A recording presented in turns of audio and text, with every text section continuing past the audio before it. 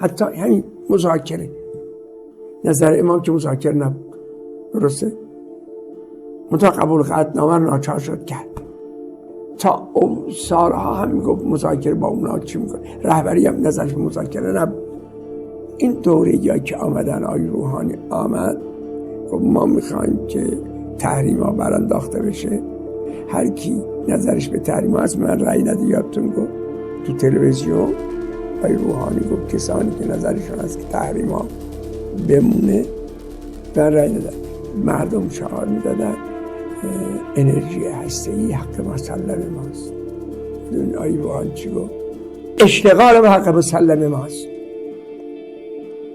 این کار رو کرد برای که بتونه اشتغال کنه. مردم بین این دوتا این انتخاب کردن. نظر رهبری هم این بود که باید حق الناس رعایت کنیم. همین اون موقع گفتن احمد نژاد گفت پس باید من باش بسازم. حق الناس رعایت کردن از دید آقای خامنه‌ای ای بود.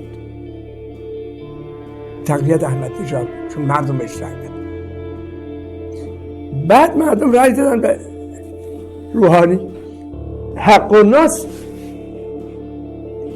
تقویت های روحانی. ایشون نظرش نبود مذاکره. بعضی از مسئولین دولت مردان اون دولت، بعدم دولت مردان این دولت فکر میکنن که در قضیه هسته‌ای ما با آمریکایی‌ها مذاکره کنیم موضوع حل بشه. گفتیم خیلی خوب، اصرار دارید شما در این موضوع بالخصوص برید مذاکره کنید. ولی همون در سخنرانی اول امسال گفتم من خوشبین نیستم، مخالفتی نمی کنم اما خوشبین نیستم. اینا نظرشون بود، ایشون بابت حق الناس قبول کرد، تقویتشون کرد.